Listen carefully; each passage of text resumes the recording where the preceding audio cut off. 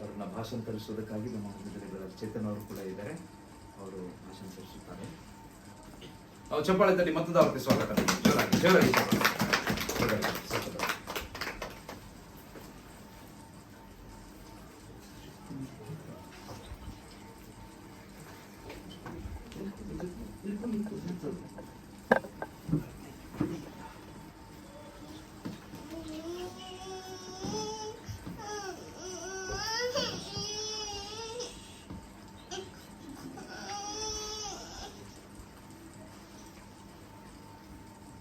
Praise the Lord, everyone. I thank Pastor and everybody who has worked for this opportunity for me to be present over here today. ಇಲ್ಲಿ ಬರೋದಕ್ಕೆ ಆಹ್ವಾನ ಮಾಡಿದ ಪಾಸ್ಟರ್ಗೆ ಮತ್ತು ಸಭಿಕರಿಗೆ ನಾನು ವಂದನೆ ಹೇಳ್ತೇನೆ. Also, I thank my brother who is going to translate for me so that we can reach everybody who is over here. ಭಾಷಾಂತರ ಮಾಡಿದ ಬಂದಿದ್ದಕ್ಕೆ ನನ್ನನ್ನು ಕೂಡ ಅವರು ಒಂದು ವಂದನೆ ಹೇಳ್ತಾರೆ. So today I want to speak about submission and surrender. ಇವತ್ತು ನಾವು ನಮ್ಮನ್ನ ದೀನನ ತಗ್ಗಿಸಿಕೊಳ್ಳುವಿಕೆ ಮತ್ತು ಒಳಗಾಗುವಿಕೆ ವಿಷಯದಲ್ಲಿ ನಾನು ಮಾತಾಡಿಕೊಳ್ಳುತ್ತೇನೆ. What is the importance of submission and surrender when you are having a life which is surrounding or dedicated to Jesus? ನಾವು ನಮ್ಮನ್ನ ತಗ್ಗಿಸಿಕೊಳ್ಳುವಾಗ ಅಥವಾ ನಾವು ದೇವರಿಗೆ ಒಪ್ಪಿಸಿಕೊಳ್ಳುವಾಗ ಆಗುವಂತ ವಿಷಯಗಳು ಹೇಗಿರುತ್ತೆ ಅವುಗಳನ್ನ ನಾವು ಕಲಿಲಿಕ್ಕೆ ಹೋಗೋಣ. Long time before, when I was in 5th standard, I remember that I failed for the first time in a subject Hindi. ನಾನು ಚಿಕ್ಕ ವಯಸ್ಸಿನಿಂದಾಗ 5ನೇ ಕ್ಲಾಸ್ ಇದ್ದಾಗ ಹಿಂದಿ ಒಂದು ವಿಷಯದಲ್ಲಿ ನಾನು ಫೇಲ್ ಆಗಿದ್ದೆ. That was the first time when I failed in my life in an exam. ನನ್ನ ಮೊದಲನೇ ಸಾರಿ ಆ ಎಕ್ಸಾಮ್ ಅಲ್ಲಿ ನಾನು ಫೇಲ್ ಆಗಿದ್ದೆ. For the first time when I failed, I felt like such a depressive thought, like how come that I have failed. ನಾನು fail ಆದಾಗ ನನಗೆ ಮಾನಸಿಕವಾಗಿ ಹತಾಶೆಯುಳ್ಳನಾಗಿಬಿಟ್ಟೆ, ನಿರಾಶೆಗೊಂಡಿದ್ದೆ ನಾನು ತುಂಬಾ. The reason why I failed at that time was the textbooks that we had for Hindi. The lessons were written in such a way that even if you couldn't read the alphabets, the story you would remember easily. ಅಲ್ಲಿ ಇದೊಂದು ಪಠ್ಯ ಪುಸ್ತಕ, ನೀವು ಅದನ್ನ ಓದ್ಲಿಲ್ಲ ಅಂದ್ರೂ ಅದರ ಒಂದು ಸ್ವಲ್ಪ ಅದ್ರ ಬಗ್ಗೆ ಕಥೆಗಳನ್ನ ಓದಿದ್ರೆ ಅದರ ಅರ್ಥ ಆಗಿತ್ತು ನಿಮಗೆ. Even if you are not able to read the alphabets, you understood the story and you felt that okay, you are able to feel that you know the subject. ನೀವು ಅದನ್ನು ಪೂರ್ಣವಾಗಿ ಓದಿಲ್ಲ ಅಂದ್ರು ಕೇವಲ ಅದನ್ನ ನೋಡಿದ್ರೆ ಸಾಕು, ಅದನ್ನ ಸ್ವಲ್ಪ ಅದರ ಮೇಲ್ನೋಟಕ್ಕೆ ನೋಡಿದ್ರು ಕೂಡ ಅದರ ಅರ್ಥವಾಗುವಂತ ಲೆಕ್ಕಕ್ಕಿತ್ತು ಅದು. But when it came down to writing the exam, I couldn't remember which alphabet meant what and I failed because I couldn't write it properly.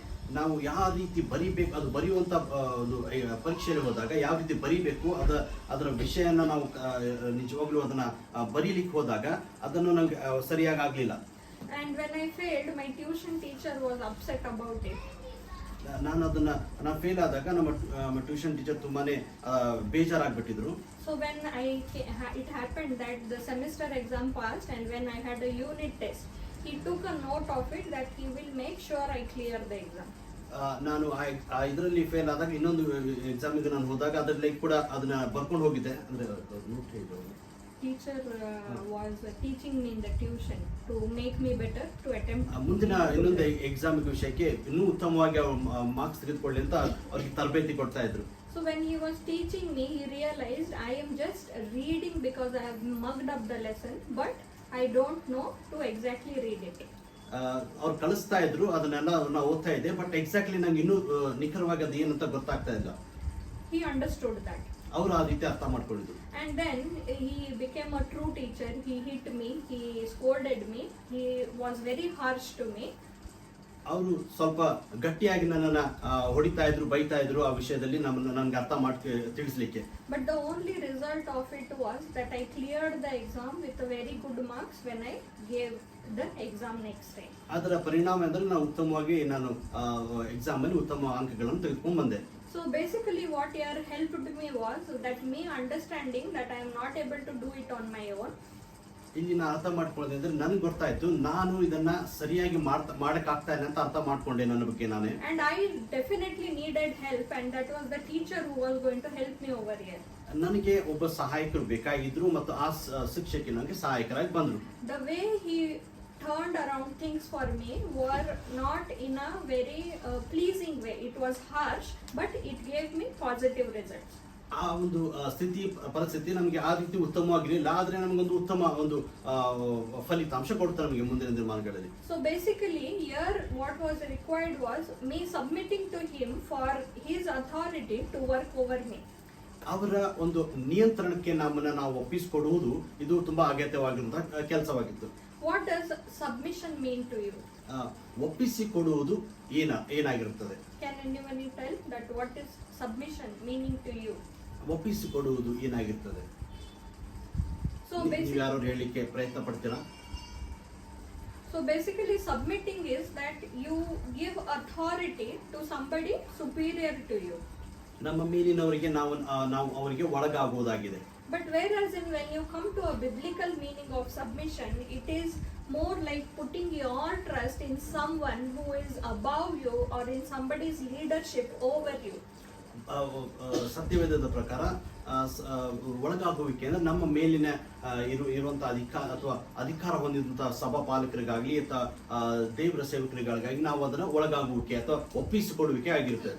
When it comes to surrendering, it means that you are not going to resist anymore. ನೀವು ಒಪ್ಪಿಸಿಕೊಡುವುದು ಅಥವಾ ಒಳಗಾಗುವಿಕೆ ಅದು ಇನ್ನು ಮೇಲೆ ನಾನು ಧೋರಣೆ ಅಥವಾ ನಾನು ಹಿಂಸೆಯನ್ನ ಮಾಡುವುದು ಅಥವಾ ಅದನ್ನ ನಾನು ಪ್ರತಿರೋಧ ಮಾಡುವುದಿಲ್ಲ ಅಂತ ಅರ್ಥ. ನಾವು ಒಪ್ಪಿಸಿಕೊಳ್ಳೋದಾಗಿದೆ ಪೂರ್ಣವಾಗಿ. Whereas in the biblical meaning for surrendering is that you are giving somebody above over you complete will to walk according to them. ಅವ್ರು ಹೇಳಿದಂತೆ ನಾನು ನಡೀಲಿಕ್ಕೆ ಬದ್ಧನಾಗಿದ್ದೇನೆ ಅಂತ ನೀವು ಅವ್ರಿಗೆ ಒಪ್ಪಿಸಿಕೊಡುವಂತ ಒಂದು ಅರ್ಥ. So what does it mean to be submitted or to be surrendered when it comes to a life dedicated to Christ? ಒಪ್ಪಿಸಿಕೊಡುವಿಕೆ ಅಥವಾ ಒಳಗಾಗುವಿಕೆ ಕ್ರಿಸ್ತಿಯ ಜೀವಿತ ಅದರಲ್ಲಿ ಇದರ ಬಗ್ಗೆ ಹೇಗೆ? Do you feel that you are living a life submitted to God? ನಿಮ್ಗೆ ಅನಿಸ್ತದ ನೀವು ದೇವರಿಗೆ ಒಪ್ಪಿಸಲ್ಪಟ್ಟವರಾಗಿ ದೇವರಿಗೆ ಒಳಗಾಗಿ ಜೀವಿಸ್ತಾ ಇದ್ದೀರಾ ಅಂತ? How many of you feel that you have submitted to God? ಎಷ್ಟು ಮಂದಿಗೆ ನೀವು ಅನಿಸಿದ್ ನಾವು ದೇವರಿಗೆ ಒಳಗಾಗಿದ್ದೇನೆ, ಒಪ್ಪಿಸಲ್ಪಟ್ಟಿದ್ದೇನೆ ಅಂತ? Hallelujah. So what happens when you submit to God? ಏನಾಗುತ್ತೆ ನೀವು ದೇವರಿಗೆ ಒಳಗಾಗದಾಗ? There are certain things or changes that occur in your life. ಕೆಲವೊಂದು ಪರಿಸ್ಥಿತಿಗಳು ಬದಲಾವಣೆಗಳನ್ನ ತೆಗೆದುಕೊಳ್ತದೆ. So there are 4 things what I want to speak mainly today happens when you surrender or when you submit. 4 ವಿಷಯಗಳ ಬಗ್ಗೆ ನಾನು ಮಾತಾಡ್ತೇನೆ. ನೀವು ಯಾವಾಗ ಒಪ್ಪಿಸಲ್ಪಡ್ತೀರಾ ಅಥವಾ ದೇವರಿಗೆ ಒಳಗಾಗ್ತೀರಾ ಆಗುವಂತ ಬದಲಾವಣೆಗಳನ್ನ ನಾನು ಮಾತಾಡ್ತೇನೆ. So the first thing is when you submit to God, it makes you bold. ನೀವು ದೇವರಿಗೆ ಒಳಗಾದಾಗ ನಿಮ್ಮನ್ನ ಧೈರ್ಯಶಾಲಿಯಾಗಿ ಅದನ್ನು ಮಾಡ್ತದೆ. When we say boldness, that means it is giving you inner strength. It is making you very confident. ನಿಮ್ಮನ್ನ ಧೈರ್ಯಸ್ಥರಾಗಿ ನಿಮ್ಮನ್ನ ಸಾಹಸಿಗಳಾಗಿ ಅದ ಪರಿವರ್ತನೆಗೊಳಿಸುತ್ತದೆ. Boldness can be sometimes taken as aggressive personality. ಈ ಧೈರ್ಯ ತೋರಿಸುವುದಂದ್ರೆ ಅತಿಕ್ರಮಿಸುವುದು ಅಥವಾ ಕೋಪಗೊಳ್ಳುವುದು ಅಥವಾ ವಿರೋಧ ವ್ಯಕ್ತಪಡಿಸುವುದಂತ ಒಂದ್ ಕಡೆ ನಾವು ನೋಡ್ಕೋತೇವೆ. But actually when it comes to a believer, it is a gift by God. ಆದ್ರೆ ವಿಶ್ವಾಸಿಗಳನ್ನ ನೋಡುವಾಗ ಅದು ದೇವರ ಕೃಪೆ ಅಥವಾ ದೇವರ ಒಂದು ಕೊಡುಗೆ. What happens is when you show boldness and when you submit to God, God is actually working in your weakness. ನೀವು ದೇವರಿಗೆ ಒಳಗಾಗಿ ನೀವು ಧೈರ್ಯ ತೋರಿಸಿದಾಗ ನಿಮ್ಮ ಬಲಹೀನತೆಯಲ್ಲಿ ನೀವು ಧೈರ್ಯ ತೋರಿಸಿದಾಗ ದೇವರು ನಿಮಗಾಗಿ ದೇವರು ಎದ್ದು ಕೆಲಸ ಮಾಡ್ತಾನೆ. When you are working in weakness, it is God's strength which is working in your life. ನೀವು ಬಲಹೀನತೆಯಲ್ಲಿ ನಿಮ್ಮ ಪರಿಸ್ಥಿತಿ ವಿಕೋಪದಲ್ಲಿ ನೀವು ಧೈರ್ಯ ತೆಗೆದುಕೊಂಡಾಗ ದೇವರು ನಿಮ್ಮ ಜೊತೆ ಕೆಲಸ ಮಾಡ್ತಾ ಇದ್ದಾನೆ ಅಂತ ಇದರ ಅರ್ಥ. When God is working in your weak area, He is showing His glory. ನಿಮ್ಮ ಬಲಹೀನವಾದ ಪರಿಸ್ಥಿತಿಗಳಲ್ಲಿ ದೇವರು ಕೆಲಸ ಮಾಡ್ತಾ ಇದೆ ಅಂದ್ರೆ ದೇವರ ಕೃಪೆ ದೇವರ ಒಂದು ಮಹಿಮೆ ತೋರ್ಪಡಿಸ್ತಾ ಇದೆ ಅಂತ ಅರ್ಥ. So basically you are used as a instrument to show God's glory through your life. ನಿಮ್ಮ ಒಂದು ಉಪಯೋಗಕ್ಕೆ ಬರುವಂತ ಪಾತ್ರ ನೀವಾಗಿರ್ತೀರ, ದೇವರ ಮಹಿಮೆ ನಿಮ್ಮಿಂದ ಹೊರಡುವುದಾಗಿದೆ. The example of boldness what we see in Bible is about Rahab the prostitute. ನಾವು ಸತ್ಯವೇದದಲ್ಲಿ ರಹಾಬಳ ವಿಷಯವಾಗಿ ನಾವು ನೋಡ್ಕೊಳ್ತೇವೆ. ಆಕೆ ತೋರಿಸಿರುವಂತ ಆ ಧೈರ್ಯದ ಒಂದು ವಿಷಯದಲ್ಲಿ ನಾವು ಮಾತಾಡೋಣ. We are aware about her story. ನಮ್ಗೆ ರಹಾಬಳ ಬಗ್ಗೆ ಚೆನ್ನಾಗಿ ಗೊತ್ತು. So she was a prostitute who was working for the king of Jericho, and here she helped some spies who were the Israelites, helping for Joshua. ರಾಹಾಬಳು ವ್ಯಭಿಚಾರ ಸ್ತ್ರೀ ಆಗಿ ಅಲ್ಲಿ ಕೆಲಸ ಮಾಡ್ತಾ ಇದ್ರು. ಅಲ್ಲಿ ಒಂದು ಎರಿಕೋ ಪಟ್ಟಣದಲ್ಲಿ ಆಕೆ ಅಲ್ಲಿ ಇಸ್ರಾಯೇಲ್ನಿಂದ ಬಂದಂತ ಗೂಢಚಾರರನ್ನ ಮುಚ್ಚಿಟ್ಬಿಟ್ಟು ಒಂದು ಧೈರ್ಯವನ್ನು ತೋರಿಸ್ತಾಳೆ ಆಕೆ. So when she was working for the Israelites, she was working against the king who was in authority presently. ಆಕೆ ಇಸ್ರಾಯೇಲರ ಪರವಾಗಿ ಗೂಢಚಾರನ ಮುಚ್ಚಿಟ್ಟು ಕೆಲಸ ಮಾಡುವುದರ ನಿಮಿತ್ತವಾಗಿ ಅಲ್ಲಿರುವಂತ ರಾಜನ ವಿರುದ್ಧವಾಗಿ ಆಕೆ ಅವಳು ಕೆಲಸ ಮಾಡ್ಲಿಕ್ಕೆ ಪ್ರಾರಂಭ ಮಾಡಿದ್ದು. So why was she so bold at this period? ಅಷ್ಟು ಧೈರ್ಯ ತೋರಿಸಲಿಕ್ಕೆ ಹೇಗೆ ಸಾಧ್ಯ ಆಯ್ತು ಆಕೆಗೆ? Because God had filled her with inner strength. ಆಕೆ ಒಳಗೆ ಆಕೆ ಅಂತರ್ಯದಲ್ಲಿ ವಿಶೇಷವಾದ ಬಲ ದೇವರು ಆಕೆ ಅನುಗ್ರಹಿಸಿಕೊಟ್ಟಿದ್ದನು ಆ ಸಮಯದಲ್ಲಿ. When she tried to make the people who came from the king mislead them, showed them another way, she was actually trying to save the spies. ಅಲ್ಲಿರುವಂತ ಗೂಢಚಾರರನ್ನ ಅವ್ರ ಬಗ್ಗೆ ಅಲ್ಲಿರುವಂತ ಜನರು ಬಂದು ಕೇಳಿದಾಗ ಅವರು ಇಲ್ಲಿಲ್ಲ, ಅವ್ರು ಹೊರಗಡೆ ಹೋಗಿರ್ಬೇಕಂತ ಅವ್ರ ದಿಕ್ಕು ತಪ್ಪಿಸ್ತಾಳೆ ಅವಳು. Later, when she spoke to the spies, she told, I saw or we heard about how the God has parted the Red Sea for you. ಆ ಗೂಢಚಾರರಿಗೆ ಅಂದ್ರೆ ಇಸ್ರಾಯೇಲ್ ಗೂಢಚಾರರಿಗೆ ಬಂದಿರ್ತಾರಲ್ಲ ಅಲ್ಲಿ ನೋಡ್ಕೊಂಡು ಹೋಗ್ಲಿಕ್ಕೆ, ಅವ್ರಿಗೆ ತಾನೆ ನಾನು ನಿಮ್ಮ ವಿಷಯದಲ್ಲಿ ದೇವರು ನಿಮ್ಗೆ ಮಾಡಿದ ಅದ್ಭುತ ಕಾರ್ಯಗಳನ್ನ ನಾನು ಕೇಳಿದ್ದೇನೆ, ಸಮುದ್ರವನ್ನು ವಿಭಾಗ ಮಾಡಿದ್ದು, ಯೋರ್ದನ್ ಹೊಳೆಯನ್ನು ನಿಲ್ಲಿಸಿದ್ದು, ಆ ಎಲ್ಲ ವಿಷಯಗಳು ನಮ್ಗೆ ಗೊತ್ತು. So she had less experience with the real God, but she had heard about him. ನಿಜವಾದ ದೇವರ ಜೊತೆ ಅವ್ರಿಗೆ ಅಷ್ಟು ಗೊತ್ತಿಲ್ಲದೆ ಇದ್ರು, ಆದ್ರೆ ನಡೆದಿರುವಂತ ಸಂಗತಿಗಳ ಬಗ್ಗೆ ಆಕೆ ಗೊತ್ತಿತ್ತು. She told that we heard what the Lord has done for you, and our hearts are filled with fear for that God. ದೇವರು ನಿಮ್ಮ ಮಧ್ಯದಲ್ಲಿ ಮಾಡಿರುವಂತ ಅದ್ಭುತ ಮಹತ್ ಕಾರ್ಯಗಳನ್ನ ನಾವು ನೋಡಿದಾಗ, ಅದನ್ನು ಕೇಳಿದಾಗ ನಮ್ಮ ಹೃದಯ ನಮ್ಮಲ್ಲಿ ಕರಗಿ ಹೋಗಿತ್ತು. And hence the fear for God made her work for God. ಆಕೆ ಇದ್ದಂತ ಆ ಒಂದು ವಿಷಯದ ನಿಮಿತ್ತ, ಆಕೆ ಬಂದಂತ ಆ ಒಂದು ಭಯದ ನಿಮಿತ್ತ ಆಕೆ ಕರ್ತನಿಗಾಗಿ ಕೆಲಸ ಮಾಡಲಿಕ್ಕೆ ಒಂದು ಧೈರ್ಯವನ್ನು ತೆಗೆದುಕೊಂಡು. And when the spies had been protected from the king, they told her, because of your faithfulness we will keep the agreement with you. ನೀವು ಅಲ್ಲಿ ಬಂದಂತ ಗೂಢಚಾರರು ನೀನು ನಮಗೋಸ್ಕರ ನಿಂತು ಧೈರ್ಯ ತೋರಿಸಿದ ಕಾರಣ ನಾವು ಇದನ್ನ ನೆನಪಿನಲ್ಲಿ ಇಟ್ಕೊಳ್ತೇವೆ, ನಿಮ್ಮ ಜೊತೆ ಒಂದು ಒಡಂಬಡಿಕೆಯನ್ನು ಮಾಡ್ಕೊಂತೇವೆ ಅಂತ ಅವ್ರು ಹೇಳಿ ಹೋದ್ರು ಆಕೆಗೆ. And how did God show that agreement in the long run for her? ಆಕೆ ಜೀವಿತದಲ್ಲಿ ಆ ಒಂದು ಒಡಂಬಡಿಕೆ ಅಥವಾ ಆ ಒಂದು ಧೈರ್ಯವನ್ನ ದೇವರು ಯಾವ ರೀತಿ ಉಪಕಾರವನ್ನು ತೋರಿಸಿದ ದೇವರು. Not only did she protect the present family that she had, ಆಕೆ ಇದ್ದಂತ ಇರುವಂತ ಕುಟುಂಬವನ್ನ ಅಷ್ಟೇ ಅಲ್ಲ, but also she got in the genealogy of Messiah Jesus because of her work.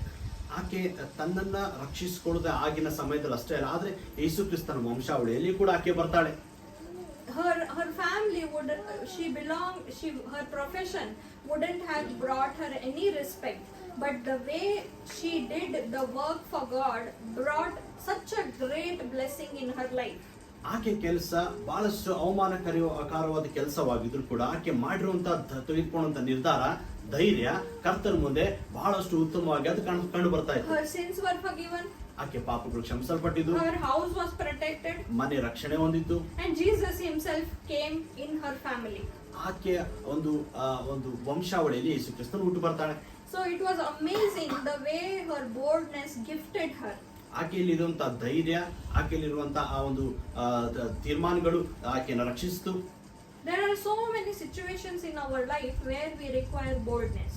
ಬಹಳಷ್ಟು ಕ್ಷೇತ್ರದಲ್ಲಿ ನಮಗೂ ಕೂಡ ಧೈರ್ಯವನ್ನ ನಾವು ತೋರಿಸಬೇಕಾಗಿರುತ್ತದೆ ಪ್ರಿಯ. Also that boldness comes after we submit and surrender to God.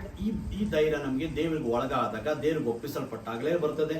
In Acts chapter 4 verse 29 to 31, ಅಪೊಸ್ತಲರ ಕೃತ್ಯ 4:29-31 when we read about this in this chapter, we see that Peter and John were threatened by the local authority to not proclaim Jesus' name. ಅಲ್ಲಿರುವಂತಹ ಯಹೂದ್ಯರು ಮತ್ತು ಕೆಲವು ಅಧಿಕಾರಿಗಳು ಪೇತ್ರ ಯೋಹಾನನ ಹಿಡ್ಕೊಂಡು ದೇವರ ವಿಷಯವಾಗಿ ನೀವು ಗಟ್ಟಿಯಾಗಿ ಮಾತಾಡಕ್ ಹೋಗ್ಬಾರ್ದು ಅಂತ ಅವ್ರಿಗೆ ಬಹಳವಾಗಿ ಅವ್ರಿಗೆ ಒಂದು ಮಾತುಗಳ ಹೇಳಿ ಅವ್ರಿಗೆ ಸ್ವಲ್ಪ ಅವ್ರಿಗೆ ಆವಾಜನಲ್ಲಿ ಹಾಕ್ಬಿಡ್ತಾರೆ ಅವ್ರಿಗೆಲ್ಲ. Can we read the verse? ಅದನ್ನ ನಾವು ಓದ್ಕೋಬೋದಾ? Acts ಅಪೊಸ್ತಲರ chapter ಕೃತ್ಯ 4, 29 to 31. 4:29-31. ಯಾರಾದ್ರೂ ಓದ್ಬೋದು. ಕರ್ತನೇ, ಈಗ ನೀನು ಅವರ ಬೆದರಿಸುವಿಕೆಗಳನ್ನು ನೋಡಿ ನಿನ್ನ ಪವಿತ್ರ ಸೇವಕನಾದ ಯೇಸುವಿನ ಹೆಸರಿನ ಮೂಲಕವಾಗಿ ರೋಗ ಪರಿಹಾರವು, ಸೂಚಕ ಕಾರ್ಯಗಳು, ಅದ್ಭುತ ಕಾರ್ಯಗಳು ಉಂಟಾಗುವಂತೆ ನಿನ್ನ ಕೈ ಚಾಚುತ್ತಿರುವಲ್ಲಿ ನಿನ್ನ ದಾಸರು ನಿನ್ನ ವಾಕ್ಯವನ್ನು ಧೈರ್ಯದಿಂದ ಹೇಳುವ ಹಾಗೆ ಅನುಗ್ರಹಿಸು ಅಂದರು. ಹೀಗೆ ಪ್ರಾರ್ಥನೆ ಮಾಡಿದ ಮೇಲೆ ಅವರು ಕೂಡಿದ ಸ್ಥಳವು ನಡಗಿತು. ಅವರೆಲ್ಲರೂ ಪವಿತ್ರಾತ್ಮ ಭರಿತರಾಗಿ ದೇವರ ವಾಕ್ಯವನ್ನು ಧೈರ್ಯದಿಂದ ಹೇಳುವವರಾದರು. So just when they were facing issues with the local people, they prayed boldness to God. ಸಮಸ್ಯೆಗಳನ್ನ ಅವ್ರು ಎದುರಿಸ್ತಾ ಇದ್ದಾಗ ದೇವ್ರ ವಿಷಯದಲ್ಲಿ ನೀವು ಜಾಸ್ತಿ ಮಾತಾಡಕ್ ಹೋಗ್ಬೇಡ್ರಿ ಅಂತ ಅವ್ರು ಕರೆದವ್ರಿಗೆ ಅವ್ರ ಬಗ್ಗೆ ಅವ್ರನ್ನ ಗದರಿಸುವಾಗ ಇನ್ನೂ ಹೆಚ್ಚಾಗಿ ಧೈರ್ಯದಿಂದ ಅವ್ರು ಪ್ರಾರ್ಥನೆ ಮಾಡ್ಲಿಕ್ಕೆ ಮುಂದಾದ್ರು. They didn't lower themselves or they didn't hide themselves, but they became more stronger. ಅವ್ರು ತಮ್ಮನ್ನ ಒಂದು ಬಚ್ಚಿಟ್ಕೊಳ್ಳೋದಾಗ್ಲಿ ಭಯದಿಂದ ಕೂಡಿದವರಾಗಿ ಈ ಕೆಲಸ ಮಾಡಲಿಲ್ಲ, ಇನ್ನು ಧೈರ್ಯದಿಂದ ತಮ್ಮನ್ನ ತೋರ್ಪಡಿಸಲಿಕ್ಕೆ ಪ್ರಾರಂಭ ಮಾಡಿದ್ರು. Just before the service started, pastor was telling there is issue with the RSS people where we are meeting, and such certain situation is what they were facing. ಮುಂಚೆ ನಡೆಯುವಂತ ಒಂದು ಸಭೆಯ ಸ್ಥಳ ಅದು, ಅಲ್ಲಿ ಇರುವಂತ ಒಂದು ಗುಂಪಿನವರು ನಮಗೆ ಸಮಸ್ಯೆಗಳನ್ನು ಮಾಡ್ತಾ ಇದ್ರು ಅಂತ ಪಾಸ್ಟರ್ ಅವರು ಹೇಳ್ತಾ ಇದ್ರು ನಮಗೆ. So especially ministers or anybody who is trying to do more for Lord and they are trying to more spread the good news, they need such boldness. ಸೇವಕರು ಇಂಥ ಧೈರ್ಯವನ್ನ ಪ್ರದರ್ಶಿಸಬೇಕಾದ್ರೆ ಅವ್ರಿಗೆ ಇಂಥ ಧೈರ್ಯ ಕರ್ತನ ಸೇವೆ ಮಾಡಬೇಕಾದ್ರೆ ದೇವರಿಗಾಗಿ ಜೀವಿಸಬೇಕಾದ್ರೆ ಇಂಥ ಧೈರ್ಯವನ್ನು ತೋರಿಸೋರಾಗಿರ್ಬೇಕು. Before we go and reach out to people, we have to ask God to fill us with boldness so that we can stand firm. ಜನರ ಮಧ್ಯದಲ್ಲಿ ನಾವು ಹೋಗಿದ ಮುಂಚೆ ದೇವರನ್ನ ನಾವು ಕೇಳಬೇಕು, ದೇವರೇ ನಮ್ಮನ್ನ ಧೈರ್ಯದಿಂದ ತುಂಬಿಸು, ಸಾಹಸ ಪ್ರವೃತ್ತಿಗಳನ್ನು ತುಂಬಿಸು, ನಿನಗಾಗಿ ಜೀವಿಸುವುದಕ್ಕಾಗಿ. So that He will work through us and it is not our strength.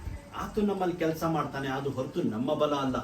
So this is the first thing. The submission will bring boldness into your life. ನಾವು ಒಪ್ಪಿಸಿಕೊಡುವುದರಿಂದ ಅಥವಾ ಒಳಗಾಗುವಿಕೆಯಿಂದ ನಮಗೆ ನಮ್ಮಲ್ಲಿ ಧೈರ್ಯವನ್ನ ದೇವರು ತಗೊಂಡ್ಬರ್ತಾನೆ. The second thing is when you submit yourself and you surrender, you bring the favor of God on you. ನೀವು ಒಪ್ಪಿಸಿಕೊಡುವುದರಿಂದ ಒಳಗಾಗುವುದರಿಂದ ನಿಮ್ಮ ಮೇಲೆ ದೇವರ ದಯೆ ಬರ್ತದೆ. What is favor? What is favor of God? ದೇವರ ದಯೆ ಅಂದ್ರೆ ಏನು? Favor of God is you getting something which you didn't work for or you didn't deserve it in the first place. ನಾವು ಏನು ಪ್ರಯಾಸ ಪಡದೇನೆ, ನಾವು ಏನು ಅದಕ್ಕೆ ಕೆಲಸ ಮಾಡದೇನೆ ಸಿಗುವಂತ ಒಂದು ಆಶೀರ್ವಾದ, ಕೃಪೆ ಅಥವಾ ಸಹಾಯಗಳನ್ನ ನಾವು ದೇವರ ದಯೆ ಅಂತ ನಾವು ಪರಿಗಣಿಸ್ತೇವೆ. Maybe you didn't deserve to get a very big position or a very big promotion, but it was God's hand which changed the situation and you were promoted to a high place. ನೀವು ಒಂದು ವೇಳೆ ದೇವರ ಕೃಪೆಯಿಂದಲೇ ದೇವ್ ನಿಮ್ಗೆ ಆ ಒಂದು ಸ್ಥಳಕ್ಕೆ ನಾವು ಯೋಗ್ಯರಲ್ಲದಿದ್ರು ನಾವು ಆ ಸ್ಥಳಕ್ಕೆ ಹೋಗಿವು ಅಂದ್ರೆ ಅದು ದೇವರ ಕೃಪೆ, ದೇವರ ದಯೆ ನಮ್ಮ ಮೇಲೆ ಬಂದಿದೆ ಅಂತ ಅರ್ಥ. So when you submit yourself and when things are not in your control, God's favor acts for you. ನೀವು ನಿಮ್ಮ ದೇವರಿಗೆ ಒಳಗಾದಾಗ ನೀವು ಆ ಪರಿಸ್ಥಿತಿ ನಿಮ್ಮ ಹತೋಟಿಯಲ್ಲಿ ಇಲ್ಲದಿದ್ರು ಕೂಡ ದೇವರ ದಯೆ ನಿಮ್ಮ ಪರವಾಗಿ ಕೆಲಸ ಮಾಡ್ತದೆ. There are many situations in the Bible where God showed His favor on His people. ಬಹಳಷ್ಟು ಕಡೆ ದೇವರ ದಯೆ ದೇವರ ಜನರ ಮೇಲೆ ದೇವರು ತೋರಿಸಿದ ನಾವು ಸತ್ಯವಿದ್ದನ್ನು ನೋಡ್ಕೊಳ್ತೇವೆ. One of the journey is I want to reflect on is Esther's journey. ಎಸ್ತರಳ ಜೀವಿತವನ್ನ ನಾವು ಸ್ವಲ್ಪ ಗಮನಿಸೋಣ. Who was Esther? ಎಸ್ತರು ಯಾರು? Yes. Who was Esther? ಎಸ್ತರಳು ಯಾರು? She was a queen. But what was she before a queen? ಅವಳು ರಾಣಿಯಾಗಿದ್ದಳು. ಅದಕ್ಕಿಂತ ಮುಂಚೆ ಆಕೆ ಏನಾಗಿದ್ದು? She was just a niece to Mordecai. ಆಕೆ ಮೊರ್ದೆಕೈ ಹತ್ರ ಬೆಳೆದು ಬಂದಂತ ಒಂದು ಮಗಳಾಗಿದ್ದು. Her parents were not there. She was an orphan. Mordecai took her and took care of her. ಆಕೆ ತಂದೆ ತಾಯಿ ಇಲ್ಲದೆ ಇದ್ದಂತ ಒಂದು ಮಗಳಾಗಿ ಅನಾಥಳಾಗಿದ್ದು ಕೂಡ ಮೊರ್ದೆಕೈ ಬಂದು ಆಕೆಯನ್ನ ಸಾಕಿ ಸಲುತ್ತಾನೆ. Whenever we think of orphan, we think, oh, they are helpless, they don't have support. ನಾವು ಅನಾಥರಂತ ನಾವು ಅವರನ್ನು ಯಾವ ರೀತಿ ಭಾವಿಸ್ತೀವಿ ಅವರು ಬಲಹೀನರು ಅಥವಾ ಅವರಿಗೆ ಸಾಮರ್ಥ್ಯ ಅಷ್ಟಿಲ್ಲ ಅಂತ ನಾವು ಭಾವಿಸ್ತೇವೆ. But here on her was the hand of God. ಇಲ್ಲಿ ನೋಡುವಾಗ ಎಸ್ತರನ ಮೇಲೆ ದೇವರ ದಯೆ ಇತ್ತು. Esther was asked by Mordecai to come and get trained for the king. Mordecai ಹತ್ರ ಎಸ್ತೇರಳು ಬಂದು ಮುಂದಿನ ವಿಷಯಗಳಿಗಾಗಿ ಆ ಒಂದು ತರಬೇತಿ ತೆಗೆದುಕೊಳ್ಳುವಂತ ಒಂದು ಸನ್ನಿವೇಶನ ನೋಡ್ತೇವೆ. So there was this training which was arranged for all the virgin girls so that the king would get married to them. ಅಲ್ಲಿ ಕನ್ನಿಕೆಯರಿಗೆ ಏರ್ಪಡಿಸಲ್ಪಟ್ಟಂತ ಒಂದು ತರಬೇತಿ ಕೇಂದ್ರ ಅಥವಾ ಅರಮನೆಯಲ್ಲಿ ಅಲ್ಲಿ ಎಸ್ತೇರಳು ಹೋಗ್ತಾಳೆ. Where when she went into this training hall, Mordecai was not allowed inside, or he couldn't go inside.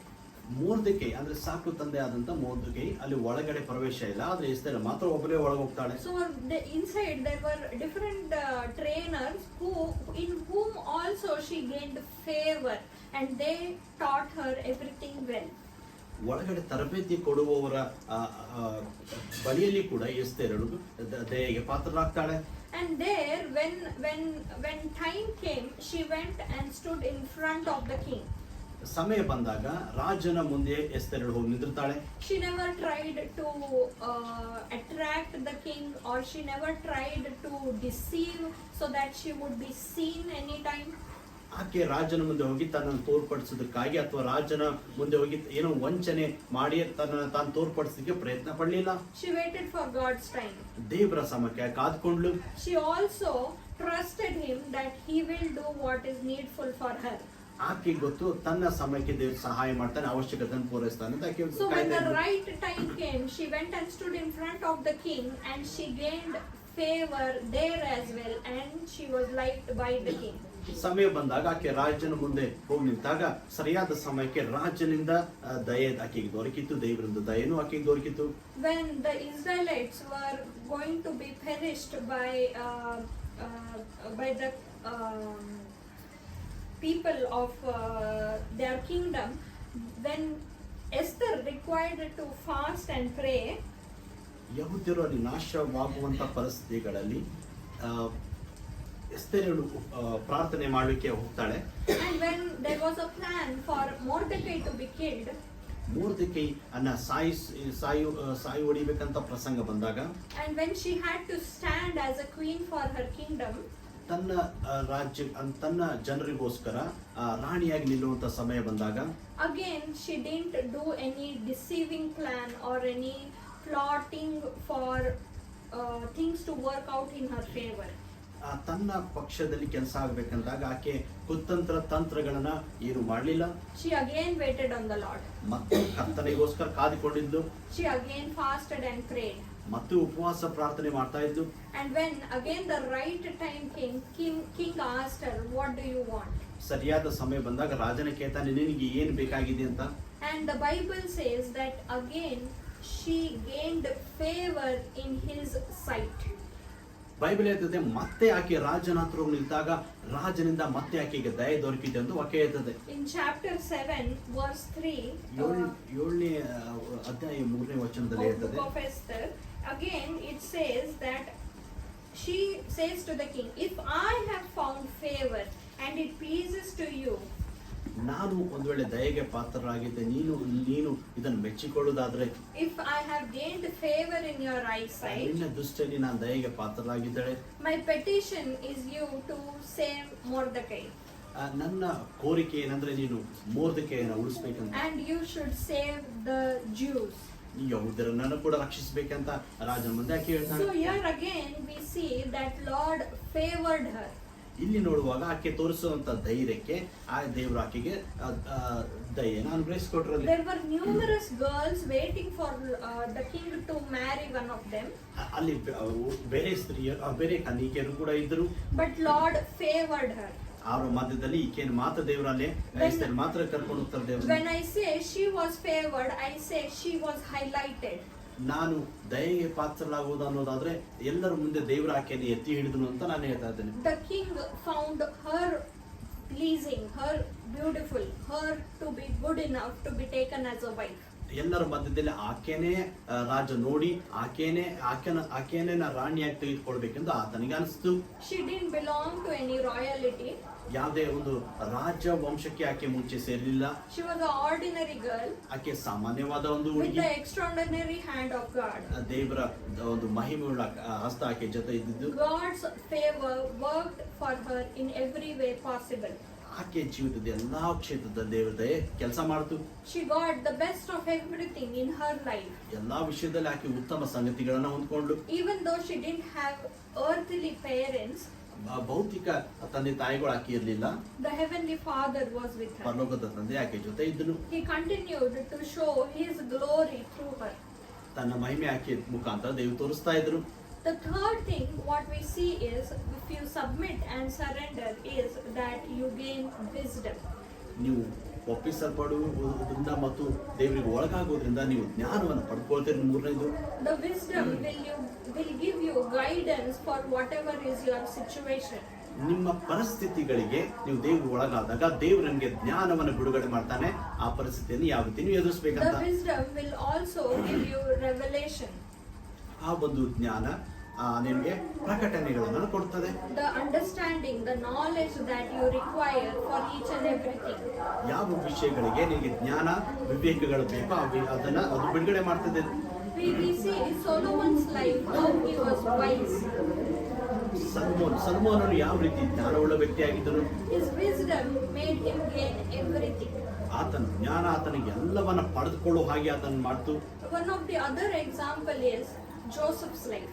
ಇನ್ನೊಂದು ಉದಾಹರಣೆಗಾದ್ರೆ ಯೋಸೇಫನ ಜೀವಿತ. In a very young age, Lord spoke to him that you will be respected or ordained by your family, and they will come and bow unto you. ಆತನು ಚಿಕ್ಕ ವಯಸ್ಸಿನಲ್ಲಿ ಅವನು ದೇವ್ರು ಕನಸು ಕೊಡ್ತಾನೆ. ಏನಂದ್ರೆ ನಿನ್ನ ಮುಂದೆ ನಿನ್ನ ಮನೆಯವರೆಲ್ಲರೂ ಬಂದು ತಲೆಬಾಗಿ ನಿಂದಿರ್ತಾರೆ, ನಿನ್ಗೆ ಅಷ್ಟು ಗೌರವವನ್ನು ಕೊಡ್ತಾರೆ ಅಂತ ಆತನಿಗೆ ವಿಷಯವಾಗಿ ಮಾತಾಡ್ತಾರೆ. When he told the same dream to his family, they disrespected him. The brothers hated him. ಆ ಕನಸನ್ನ ತನ್ನ ಜನರಿಗೆ, ತನ್ನ ಸಹೋದರರಿಗೆ ಮನೆಯಲ್ಲಿ ಹೇಳಿದಾಗ ಅವರು ಆತನನ್ನ ಮೆಚ್ಚಲಿಲ್ಲ. ಆತನ ಅವ್ರಿಗೆ ಕಹಿ ಭಾವನೆ ಇಟ್ಕೊಂಡ್ಬಿಟ್ರು. They did so many wrong things for him. ಅವರು ಅವನಿಗೆ ವಿರುದ್ಧವಾಗಿ ತುಂಬಾ ಕೆಟ್ಟ ಕೆಲಸಗಳನ್ನು ಮಾಡಿದ್ರು. Only because they felt hatred after listening to that dream.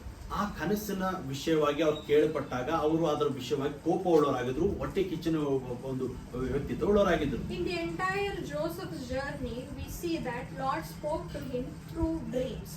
ಎಲ್ಲ ಯೋಸೇಫನ ಜೀವಿತವನ್ನು ನೋಡಿದಾಗ ದೇವರು ಕನಸಿನ ಮುಖಾಂತರವೇ ಆತನ ಜೊತೆ ಮಾತಾಡಿದರು. He never spoke anywhere when he was betrayed by the brothers or he was falsely accused by Potiphar's wife.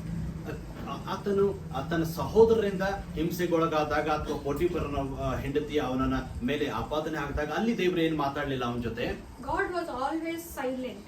ದೇವ್ರು ಯಾವಾಗಲೂ ಸುಮ್ಮನಿದ್ದನು ಅಲ್ಲಿ. But he was not resting, he was still working for him. ದೇವ್ರು ಆವಾಗ ಸುಮ್ಮನೆ ಕೂತಿರಲಿಲ್ಲ, ಆದ್ರೂ ಕೂಡ ದೇವ್ರು ಕೆಲಸ ಮಾಡ್ತಾ ಇದ್ರು. Never in Joseph's life did he question, you showed me the dream, why I have to face this all?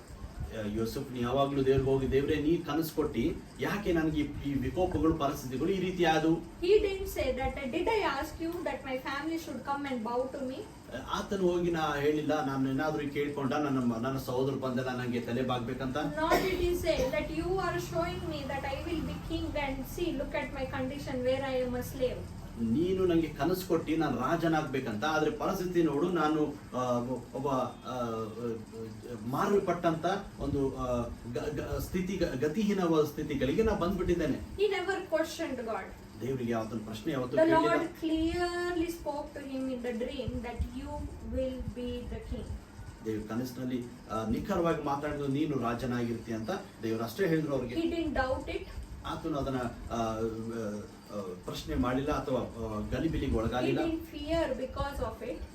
ಆತನು ಭಯ ಪಡ್ಲಿಲ್ಲ. He stood firm that my Lord is with me.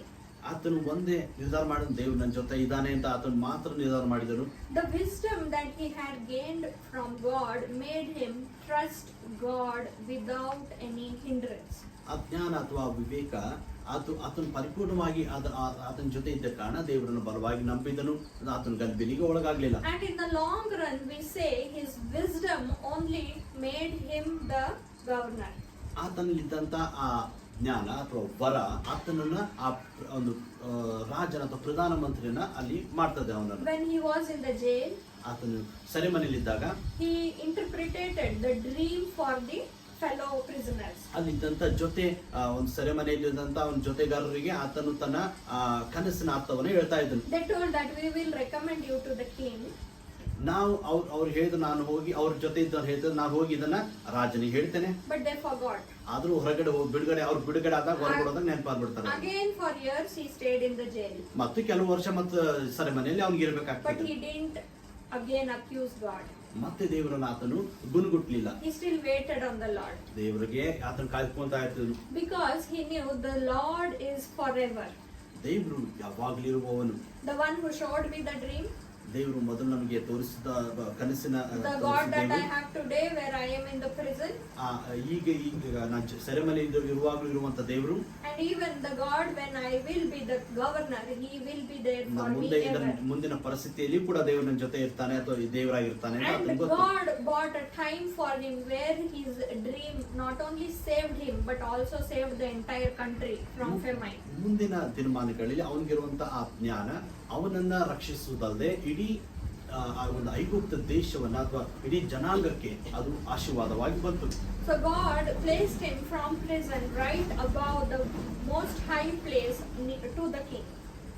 ಸೆರೆಮನೆಯಿಂದ ರಾಜನ ಪಕ್ಕದಲ್ಲಿ ತಂದು ನಿಲ್ಲಿಸುವಂತ ಒಂದು ದೊಡ್ಡ ಕೆಲಸ ಆತನಿದ್ದಂತ ಜ್ಞಾನ. So yesterday he was in prison and today he was the very highly appointed official.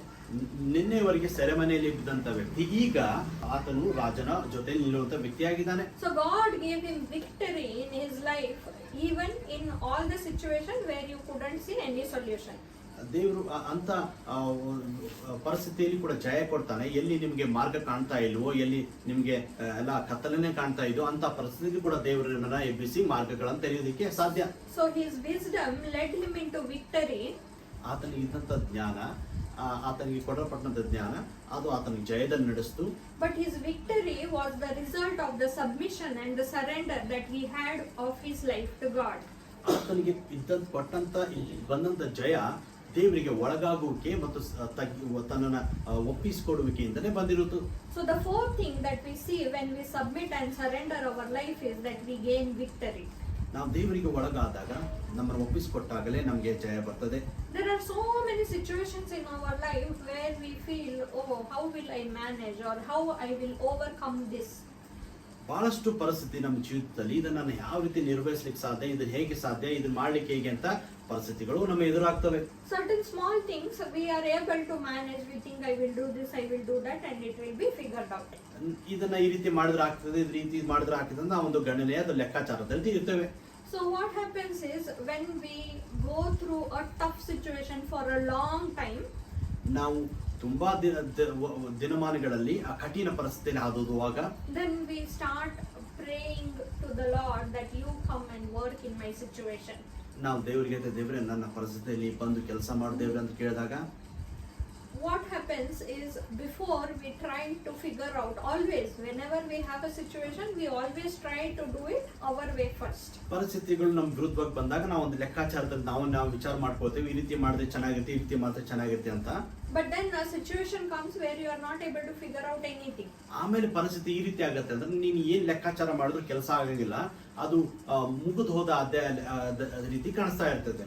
So when in certain situations or in any phase of life, even before difficult times come, if we understand, ಎಂತ ಪರಿಸ್ಥಿತಿಗಳಲ್ಲಿ ನಾವು ವಿಷಯಗಳನ್ನ ಅಥವಾ ವಿಕೋಪದ ಪರಿಸ್ಥಿತಿಗಳಲ್ಲಿ ಈ ವಿಷಯಗಳನ್ನ ನಾವು ಅರ್ಥ ಮಾಡ್ಕೊಳ್ಬೇಕು. if we understand that big situation or small situation, if God is in control, we will always have victory. ಅದು ಮುಗಿದ ಅಧ್ಯಾಯ ಇರ್ಬೋದು ಅಥವಾ ವಿಕೋಪದ ಪರಿಸ್ಥಿತಿಗಳಿರ್ಬೋದು, ಎಲ್ಲ ಪರಿಸ್ಥಿತಿಗಳು ದೇವರು ಇರ್ತಾನೆ, ದೇವರು ಸಹಾಯ ಮಾಡ್ತಾನೆ ಎಂದು ನಾವು ನಂಬುವುದಾದ್ರೆ, what is true submission or what is your total surrender look like? ಒಳಗಾಗುವಿಕೆ ಅಥವಾ ನಮ್ಮನ್ನ ಒಪ್ಪಿಸಿಕೊಡುವಿಕೆ ಯಾವ ರೀತಿ ಇನ್ನು ಅದು ವಿವರಿಸಲ್ಪಡ್ತದೆ. Where you totally give up on any control and you tell him that you take the control. ದೇವ್ರ ಮುಂದೆ ಹೋಗಿ, ದೇವ್ರೆ ನಾನು ಏನೂ ಅಲ್ಲ, ನನ್ನನ್ನು ನಿನಗೆ ಒಪ್ಪಿಸಿಕೊಡ್ತೇನೆ, ನೀನು ನನ್ನ ಮೇಲೆ ದೊರೆತನ ಮಾಡು, ನೀನು ನನ್ನ ಮೇಲೆ ನಿನ್ನ ಹಕ್ಕನ್ನು ಚಲಾಯಿಸು, ನೀನು ನನ್ನನ್ನು ನಡೆಸು ಅಂತ ಒಪ್ಪಿಸಿಕೊಡೋದಾಗಿರ್ತದೆ prayer. It is not saying you take the control and then again do something from your ದೇವ್ರೆ ನೀನು ನಿನ್ನ ಹತೋಟಿಗೆ ತೆಗೆದುಕೋ ಅಂತ ಹೇಳ್ಬಿಟ್ಟು ಮತ್ತೆ ನನ್ನ ಪ್ರಕಾರ ನಾನು ಜೀವನ ಮಾಡೋದು ಆ ರೀತಿ ಆಗಿರುವುದಿಲ್ಲ. You give the entire situation in his hand. ಎಲ್ಲ ಪರಿಸ್ಥಿತಿಯನ್ನ ಆತನ ಕೈಗೆ ನಾವು ಒಪ್ಪಿಸಿಕೊಡ್ತೇವೆ. And the true control giving is when you forget about your situation and completely leave it unto him. ನಮ್ಮ ಪರಿಸ್ಥಿತಿಯನ್ನು ನಾವು ಬದಿಗಿಟ್ಟು, ನನ್ನ ತನವನ್ನು ನಾವು ಬದಿಗಿಟ್ಟು ದೇವರಿಗೆ ನಮ್ಮನ್ನ ಸಂಪೂರ್ಣ ಒಪ್ಪಿಸಿಕೊಡೋದಾಗಿರ್ತದೆ prayer. What we do is we pray that you take control and we again start going into the same thing and we again keep complaining that I am in this situation. ನಾವು ಪ್ರಾರ್ಥನೆ ಮಾಡ್ತೀವಿ, ದೇವರೇ ನೀನು ಇದ್ರ ಮೇಲೆ ಜವಾಬ್ದಾರಿ ತೆಗೆದುಕೋ, ನೀನು ಇದ್ರ ಮೇಲೆ ಕ್ರಮ ತೆಗೆದುಕೋ, ನೀನು ಇದ್ರ ಬಗ್ಗೆ ವಿಷಯದಲ್ಲಿ ಸಹಾಯ ಮಾಡುತ್ತ ಹೇಳ್ಬಿಟ್ಟು ನಾವು ಮತ್ತೆ ಅದ್ರ ವಿಷಯದಲ್ಲಿ ಗಲಿಬಿಲಿಯಲ್ಲಿ, ಚಿಂತೆಯಲ್ಲಿ, ಭಯದಲ್ಲಿ ನಾವು ಇರ್ತೇವೆ. That is not giving control, that is just namesake giving control. ಅದು ಹೆಸರಿಗೆ ಮಾತ್ರ ನೀವು ದೇವರಿಗೆ ನಿಮ್ಮನ್ನ ಒಪ್ಪಿಸಿಕೊಡೋದಾಗಿ ಅಥವಾ ಒಳಗಾಗುವಿಕೆನ ತೋರಿಸ್ತದೆ. Neither does your heart tell that you have given control. ನಿಮ್ಮ ಹೃದಯ ಕೂಡ ನಿಮ್ಮನ್ನ ಹೇಳಲ್ಲ ನೀವು ಪೂರ್ಣ ಒಪ್ಪಿಸಿಕೊಟ್ಟು ಅಂತ ಹೇಳಲ್ಲ, ಮನಸ್ಸು ಕೂಡ Neither ಹೇಳಲ್ಲ. are you in peace of giving control. Neither are you in peace that you have ನೀವು given control. ನಿಮಗೂ ಕೂಡ ಅದನ್ನ ಕೊಟ್ಟ ಮೇಲೆ ನೀವು ಕೂಡ ಸಮಾಧಾನದಲ್ಲಿ ಇರ್ತೀರ ಅಂತ ಏನು ನಿಶ್ಚಯ ಇರುವುದಿಲ್ಲ. Only when you truly give the control, you can test it by you feeling complete peace about it. ನೀವು ಸಂಪೂರ್ಣ ಒಪ್ಪಿಸಿ ಕೊಟ್ಟಾಗ ದೇವರ ಕೈಯಲ್ಲಿ ಅವಾಗ್ಲೇನೆ ನಿಮಗೆ ಆ ಒಂದು ಅನುಭವ ಸಿಗ್ತದೆ. When you feel you are in peace, even when you are in temptation or in trial, that is true given control. ನೀವು ಸಮಾಧಾನದಲ್ಲಿದ್ದಾಗ, ನೀವು ಸಂಪೂರ್ಣ ಒಂದು ಶಾಂತ ಒಂದು ಪರಿಸ್ಥಿತಿಯಲ್ಲಿ ಇದ್ದಾಗ ಅದು ದೇವರಿಗೆ ನೀವು ಸಂಪೂರ್ಣ ಒಪ್ಪಿಸಿಕೊಟ್ರಿ ಅಂತ ತೋರಿಸ್ತದೆ. You will not be in confusion when you have given the control. ದೇವರಿಗೆ ಕೊಟ್ಬಿಟ್ಟು ನೀವು ಗಲಿಬಿಲಿಯಲ್ಲಿ, ಚಿಂತೆಯಲ್ಲಿ ಇರಲಿಕ್ಕೆ ಸಾಧ್ಯ ಇಲ್ಲ. When you are in peace, you will not be in a confused mode yet. ನೀವು ಸಮಾಧಾನದಲ್ಲಿದ್ದಾಗ ನೀವು ಗಲಿಬಿಲಿ ಅಥವಾ ಅಪನಂಬಿಕೆಯಲ್ಲಿ ಇರ್ಲಿಕ್ಕೆ ಸಾಧ್ಯ ಇಲ್ಲ. Let me tell you, when you have peace, even in an unbalanced situation, you will be so calm in your heart. ನೀವು ಪರಿಸ್ಥಿತಿ ವಿಕೋಪದಲ್ಲಿಯೂ ನಮ್ಮ ಕೈ ಮೀರಿ ಹೋದಂಥ ಪರಿಸ್ಥಿತಿಗಳು ನಿಮ್ಮಲ್ಲಿ ಸಮಾಧಾನ ಇತ್ತಂದ್ರೂ ಕೂಡ ನೀವು ಅದನ್ನ ಬಹಳಷ್ಟು ಸುಂದರವಾಗಿ ಅದನ್ನು ನೀವು ಕಾಣಲಿಕ್ಕೆ ಸಾಧ್ಯ. Even when you know that you are in a terrible problem, you will wake up with a smile in your heart. ಸಮಸ್ಯೆಗಳಲ್ಲಿ ನಾವು ಇದ್ದಾಗ ಕೂಡ ನಮ್ಮಲ್ಲಿ ಸಮಾಧಾನ ಇತ್ತಂದ್ರೆ ನಾವು ಮುಗುಳ್ನಗೆಯೊಂದಿಗೆ ನಾವು ಬೆಳಗಿನ ಜಾವ ಎದ್ದೇಳ್ತೇವೆ. Because that is when your heart starts thanking God even for the situations that you are in. ಎಂತ ಪರಿಸ್ಥಿತಿಗಳು ನಿಮ್ಮ ಮನಸ್ಸು ಹೇಳ್ತದೆ ದೇವರನ್ನು ಕೊಂಡಾಡ್ತಾನೆ ಇರ್ತದೆ ನಿಮ್ಮ ಹೃದಯ, ಈ ಕಾರಣ ನಿಮ್ಮಲ್ಲಿ ಸಮಾಧಾನ ಇರ್ತದೆ. Your heart becomes a thanksgiving heart. ನಿಮ್ಮ ಹೃದಯ ಅದು ದೇವರನ್ನ ಮಹಿಮೆ ಪಡಿಸುವಂತ, ಸ್ತೋತ್ರ ಸಲ್ಲಿಸುವಂತ ಹೃದಯ ಪರಿವರ್ತನೆ ಆಗಿರ್ತದೆ. This all happens because you have actually truly submitted to God. ಇದೆಲ್ಲ ಆಗ್ಲಿಕ್ಕೆ ಕಾರಣ ಅಂದ್ರೆ ನೀವು ನಿಜವಾಗ್ಲೂ ದೇವರಿಗೆ ಒಪ್ಪಿಸಿಕೊಟ್ಟಿರಿ ಅಂತ ತೋರಿಸ್ತದೆ. There is no partial submission to God. ನೀವು ಹೆಚ್ಚು ಕಡಿಮೆ ದೇವರಿಗೆ ಒಪ್ಪಿಸಿಕೊಡುವುದಲ್ಲ. You can't be lukewarm. You have to be hot or you can be cold. ಉಗುರು ಬೆಚ್ಚಗೆ ನೀವು ಇರಬಾರ್ದು. ಒಪ್ಪಿಸಿಕೊಟ್ಟಾಗ ಒಂದು ಪೂರ್ಣ ಒಪ್ಪಿಸಿಕೊಡ್ಬೇಕು ದೇವರಿಗೆ. ನೀವು You should be full in fire, hot in God. ನೀವು ದೇವರಿಗೋಸ್ಕರ ಬಲವಾಗಿ ಬೆಂಕಿ ಉಪಾಯದಲ್ಲಿ ಇರಬೇಕು.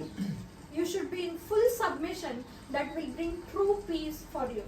ನೀವು ಪೂರ್ಣವಾಗಿ ದೇವರಿಗೆ ಒಳಗಾಗಬೇಕು. ಆದ್ರೆ ನಿಮ್ಮಲ್ಲಿ ಸಮಾಧಾನ ನಿಮ್ಮಲ್ಲಿ ಬಂದಿರುತ್ತದೆ. The true submission, what you present to God, will actually bring fellowship for you with God. ದೇವರಿಗೆ ನೀವು ಒಪ್ಪಿಸಿಕೊಟ್ಟಾಗ, ದೇವರಿಗೆ ಒಳಗಾದಾಗ ದೇವರ ಅನುಮತಿ ನಿಮಗೆ ಲಭ್ಯವಾಗಿರುತ್ತದೆ. When you open your heart and when you open your mind to God, you are actually inviting Him to come and work in you and your life.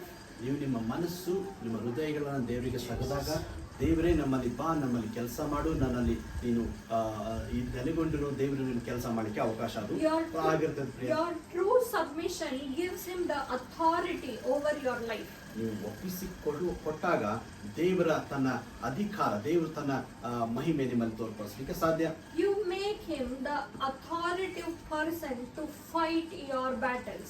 ನಮ್ಮ ಪರವಾಗಿ ದೇವರೇ ನೀನು ಯುದ್ಧ ಮಾಡು, ನೀನು ನಮ್ಮ ಅರಸನಂತ ನೀವು ಆತನ ಆಯ್ಕೆ ಮಾಡುವಂತ ಒಂದು ಸಂದರ್ಭವಾಗಿರುತ್ತದೆ. And when you make him the authority, ನೀವು ಆತನನ್ನ ಅಧಿಕಾರಿಯಾಗಿ ನೀವು ಕೊಡುವುದಾದ್ರೆ, ಅಧಿಕಾರಕ್ಕೆ ಒಳಗಾಗುವುದಾದ್ರೆ, when you know that he is the army leader for your battle, ಆತನು ನಿಮಗೋಸ್ಕರ ಸೈನ್ಯಗಳನ್ನು ನಡೆಸುವ ದೇವರಾಗಿರ್ತಾನೆ. in 2 Chronicles ಎರಡನೇ ಪೂರ್ವವೃತ್ತಾಂತ ಕಾಲ 20th chapter verse 17 says, 20ನೇ ಅಧ್ಯಾಯ 17.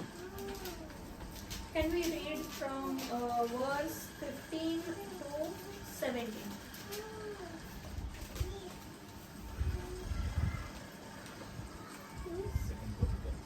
Second Chronicles 20th chapter verse 15 to 17. ಅವನು ಎಲ್ಲ ಯೆಹೂದ್ಯರೇ, ಯೆರೂಸಲೇಮಿನವರೇ, ಅರಸನಾದ ಯೆಹೋಷಾಫಾಟನೇ, ಯೆಹೋವನು ಹೇಳುವುದನ್ನು ಕೇಳಿರಿ. ಈ ಮಹಾ ಸಮೂಹದ ನಿಮಿತ್ತವಾಗಿ ಕಳವಳಗೊಳ್ಳಬೇಡಿರಿ, ಹೆದರಬೇಡಿರಿ. ಯುದ್ಧವು ನಿಮ್ಮದಲ್ಲ, ದೇವರದೇ. ನಾಳೆ ಬೆಳಗ್ಗೆ ಅವರಿಗೆ ವಿರೋಧವಾಗಿ ಹೊರಡಿರಿ. ಇಗೋ, ಅವರು ಹಚೀಚ್ ಬೆಟ್ಟದ ಮಾರ್ಗವಾಗಿ ಬರುತ್ತಾರೆ.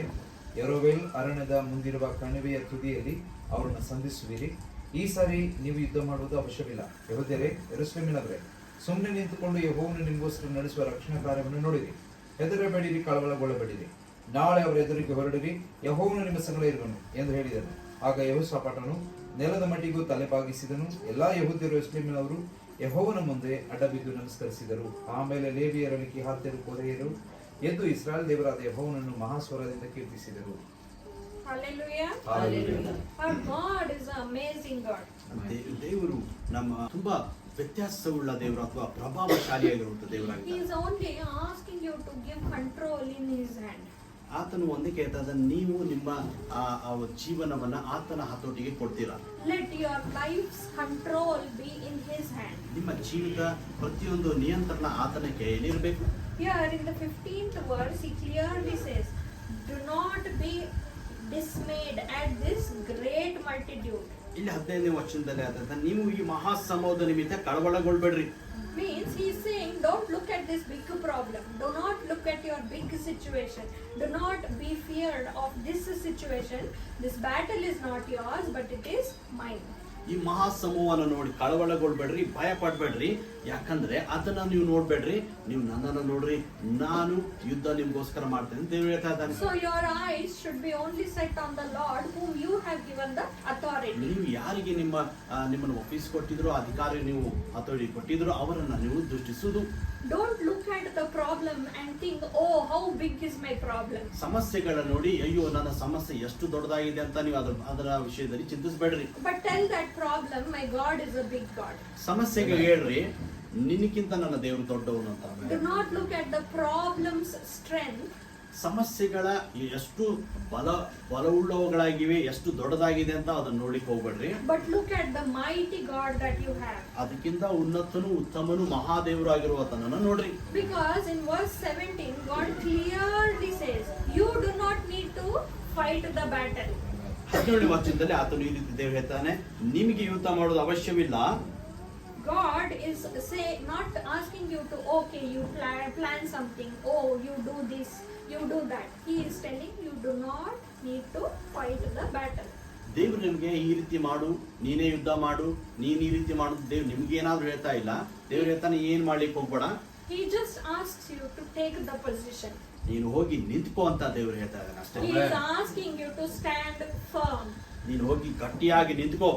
And He is asking you to be the witness of the God that we have.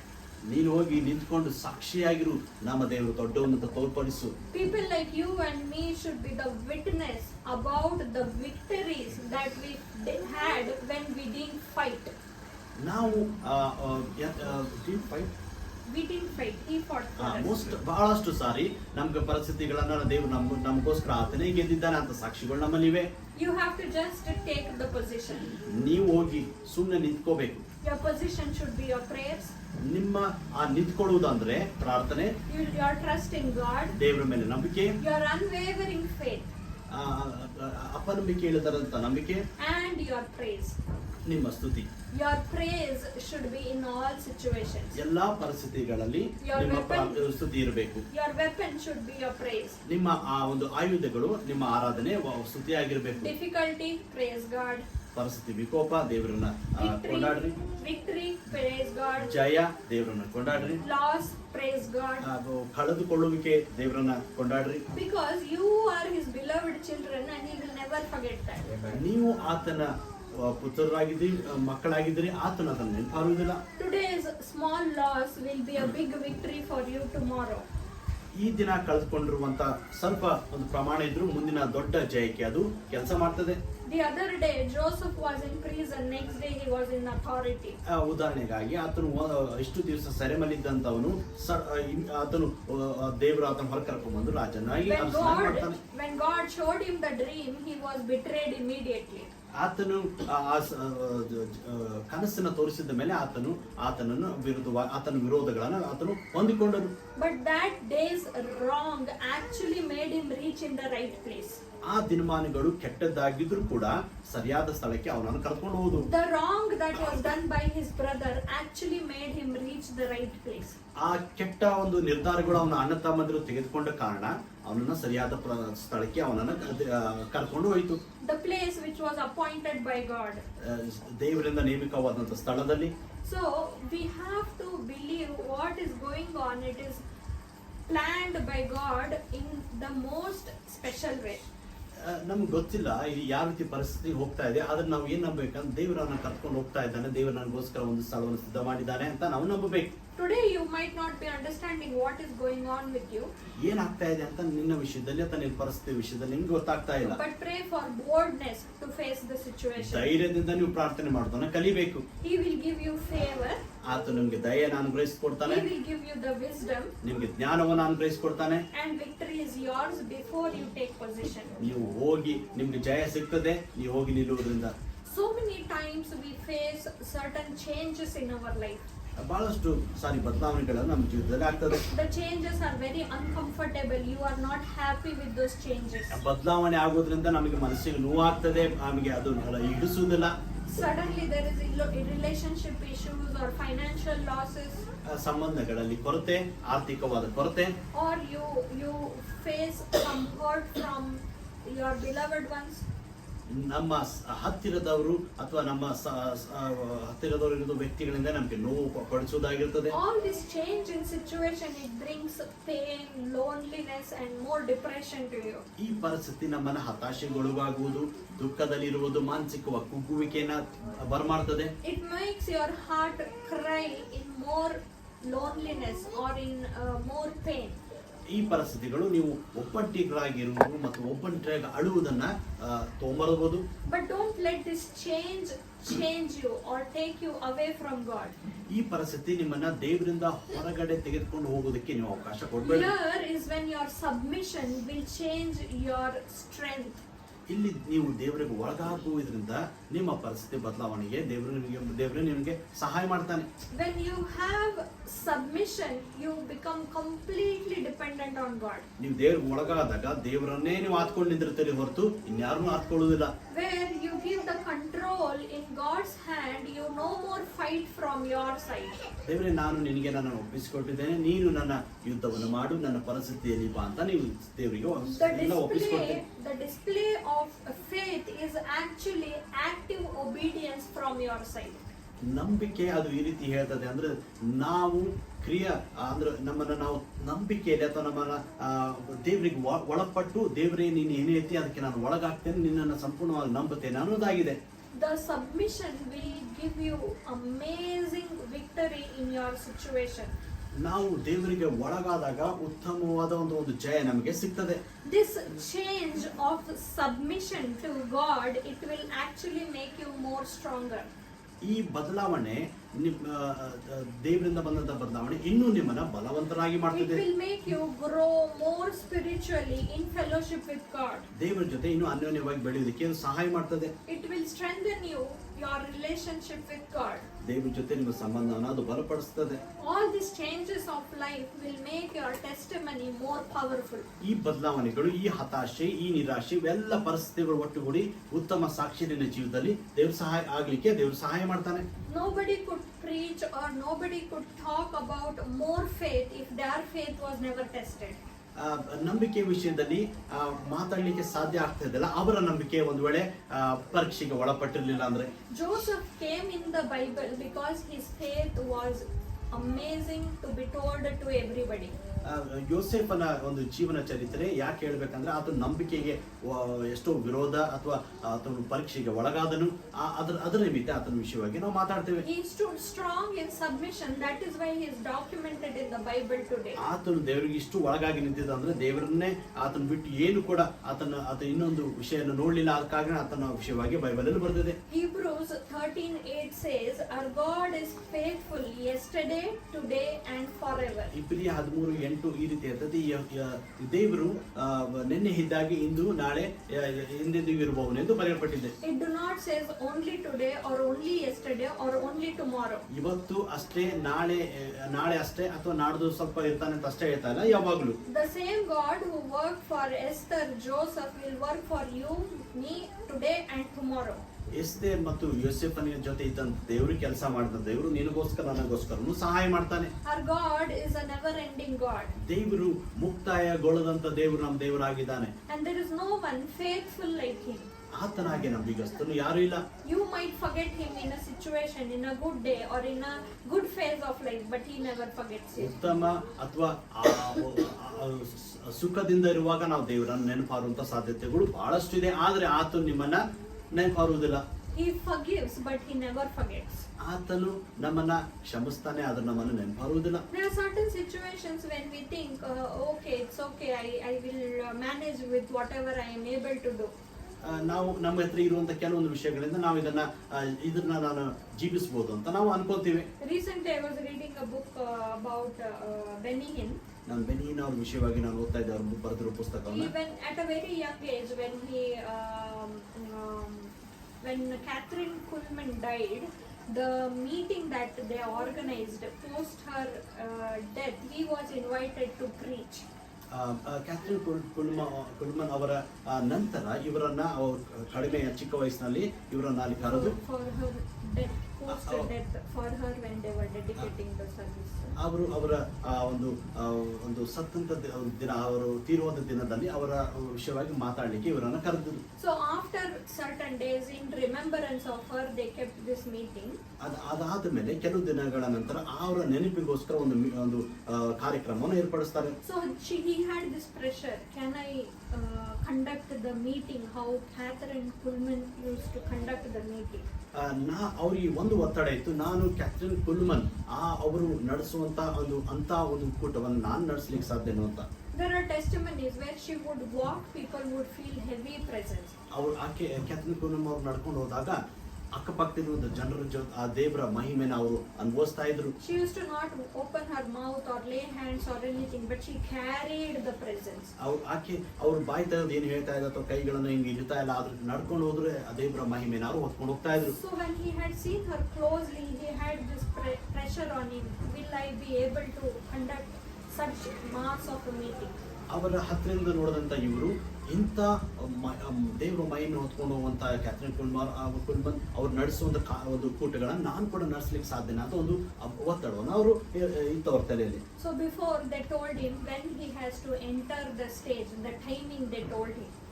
ಯಾವ ಒಂದು ಸಮಯಕ್ಕೆ ಅವರು ಸ್ಟೇಜ್ ಮೇಲೆ ಹತ್ಬೇಕಂತ ಅವ್ರಿಗೆ ಹೇಳ್ತಾ ಇದ್ರು. So when they told him after this song finishes, you have to enter the stage. ಈ ರಾಗ ಮುಗಿದ ಮೇಲೆ ನೀವು ಆ ಒಂದು ವೇದಿಕೆ ಮೇಲೆ ಬರಬೇಕಾಗಿ ಅಂತ ಹೇಳ್ತಾ ಇದ್ರು ಅವರು. So he pre-planned that when I enter the stage, I will sing this song of worship and I will then start the word of God. ನಾನು ವೇದಿಕೆ ಮೇಲೆ ಬಂದಾಗ ಈ ರಾಗವನ್ನು ಆಡ್ತೇನೆ, ಅದಾದ ಮೇಲೆ ನಾನು ದೇವ್ರ ವಾಕ್ಯ ಹೇಳ್ತೇನೆ ಅಂತ ಅವರು ಅನ್ಕೊಂಡಿದ್ರು. So when he first started the song, everybody tried to sing along with him.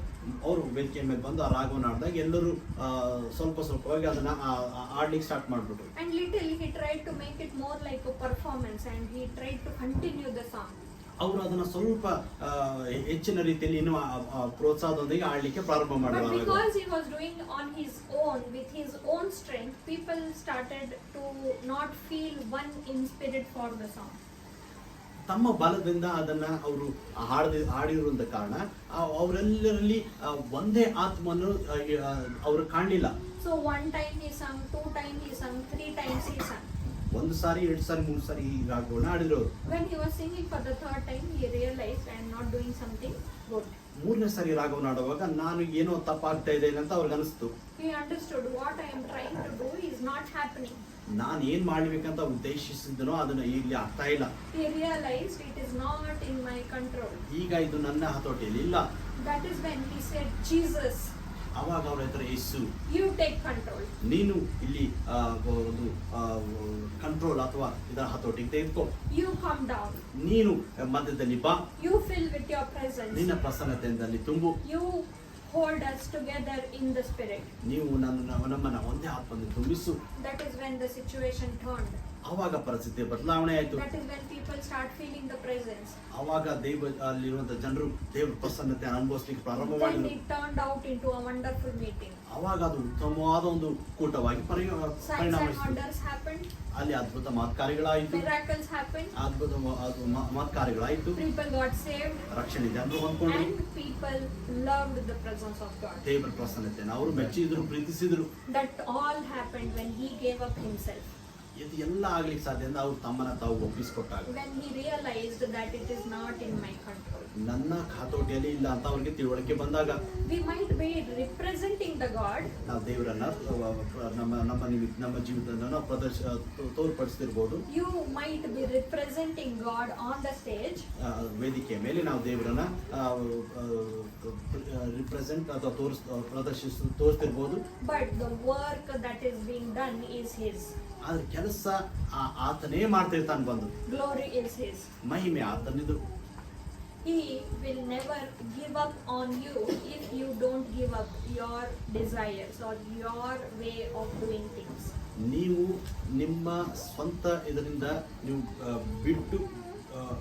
ಬಿಟ್ಟು ಕೊಡೋದಿಲ್ಲ ಅಂದ್ರೆ ಆತನು ನಿಮ್ಮನ್ನ ಬಿಟ್ಟು ಕೊಡುವುದಿಲ್ಲ. So the heart of ours should be singing the song, I surrender all. ಆತನು ರಾಗವನ್ನು ಆಡ್ತಾ ಇದ್ರು, ನಾ ಸಮಸ್ತವ ಅಂತಂದು ರಾಗವನ್ನು ಆಡ್ತಾ ಇದ್ರು. We should sing, I surrender all. Okay, ನಾವೆಲ್ಲರೂ ರಾಗ ಆಡ್ಬೇಕು, ನಾನು ನಿಮಗೆ ಸಮರ್ಪಿಸ್ಕೊಳ್ತೇನೆ. Every day, each day in our life. ಪ್ರತಿದಿನಾನು ನಾವು ಈ ರಾಗವನ್ನು ದೇವರಿಗೆ ಆಡ್ಬೇಕು. Whatever is the situation, ಯಾವುದೇ ಪರಿಸ್ಥಿತಿಗಳಿದ್ರು submission is yours. ದೇವ್ರ ಒಳಗಾಗೋಕೆ ನಮ್ದಾಗಿರ್ತದೆ, And victory is yours. ಜಯವು ನಮ್ದಾಗಿರ್ತದೆ. ಪ್ರಿಯರು, Say, I surrender all. ಹೇಳಿರಿ, ನಾನು ಸಮಸ್ತವ ದೇವರಿಗೆ ಒಪ್ಪಿಸಿಕೊಡ್ತೇನೆ. What I submit to, ನಾನೇನು ಒಪ್ಪಿಸಿಕೊಡ್ತೀನೋ my God is never going to fail me. ನನ್ನ ದೇವರು ಅದನ್ನ ವಿಫಲಗೊಳಿಸಲಿಕ್ಕೆ ಸಾಧ್ಯ ಇಲ್ಲ. He never fails you. ದೇವರು ನಮ್ಮನ್ನು ವಿಫಲಗೊಳಿಸಲಾರನು. When you are not failing or not giving up with everything, you are not coming in front of him. ಆತನು ನೀವು ನಿಮ್ಮನ್ನು ಒಪ್ಪಿಸಿಕೊಟ್ಟು ಆತನ ಬಳಿಗೆ ಬರುವಾಗ ಆತನು ನಿಮ್ಮನ್ನ ಬಿಟ್ಟುಕೊಡುವುದಿಲ್ಲ. We have a great friend in Jesus. ಯೇಸು ಕ್ರಿಸ್ತನಲ್ಲಿ ಉತ್ತಮ ಸ್ನೇಹಿತ ನಮಗಿದ್ದಾನೆ. In each day, every day, he will be always by your side. ಆತನು ದಿನಾಲೂ ನಮ್ಮ ಪಕ್ಕದಲ್ಲಿ ಇರಲಿಕ್ಕೆ ಮನಸ್ಸು ಮಾಡ್ತಾನೆ. He will understand what is your situation. ನಿನ್ನ ಪರಿಸ್ಥಿತಿ ಏನೆಂದು ಆತನಿಗೆ ಗೊತ್ತು. Any situation that you are going to face after 10 years, he knows today. 10 ವರ್ಷಗಳ ನಂತರ ಯಾವ ಪರಿಸ್ಥಿತಿಯನ್ನು ಎದುರಿಸ್ತೀನಿ ಅಂತ ಆತನಿಗೆ ಈಗಲೇ ಗೊತ್ತು. He knows beyond your control. ನಿನ್ನ ಹತೋಟಿಗೆ ಮೀರಿದು ಆತನಿಗೆ ಗೊತ್ತು. He knows how it has to be done for you. ಇದರ ನಿಮಿತ್ತ ಯಾವ ರೀತಿ ಪ್ರಯಾಸ ಪಡಬೇಕು, ಹೇಗೆ ಮಾಡಬೇಕು ಅಂತ ಆತನಿಗೆ ಗೊತ್ತು. There is no way that he doesn't have a solution for you. ಯಾವುದೇ ಪರಿಸ್ಥಿತಿಗೆ ಆತನಿಗೆ ಮಾರ್ಗ ಇಲ್ಲ ಅಂತ ಆ ರೀತಿ ಇರುವುದಲ್ಲ, ಎಲ್ಲದಕ್ಕೂ ಇದೆ. You have to be saved, he has a solution. ನೀ ರಕ್ಷಣೆ ಹೊಂದಬೇಕಂದ್ರೆ ಆತನಿಗೆ ಒಂದು ಕೆಲಸದ ಮಾರ್ಗ ಇದೆ. Your family should be saved, he has a solution. ನಿನ್ನ ಕುಟುಂಬ ರಕ್ಷಣೆ ಹೊಂದಬೇಕು, ಅದಕ್ಕೆ ಕೂಡ ಒಂದು ಮಾರ್ಗ ಇದೆ. You are worried about a situation, finances or any problems He has a solution. ಆರ್ಥಿಕ ಬಿಕ್ಕಟ್ಟು, ತೊಂದರೆ, ಅನಾನುಕೂಲತೆ ಇವುಗಳಿಗೂ ಕೂಡ ಆತನಲ್ಲಿ ಮಾರ್ಗವಿದೆ. There were certain areas in my life where I was not having control over it. ಕೆಲವೊಂದು ಪರಿಸ್ಥಿತಿ ನನ್ನ ಜೀವಿತದಲ್ಲಿ ನಾನು ಬಹಳಷ್ಟು ನನ್ನ ಜೀವಿತ ಹತೋಟಿಯಲ್ಲಿ ಇರಲಿಲ್ಲ.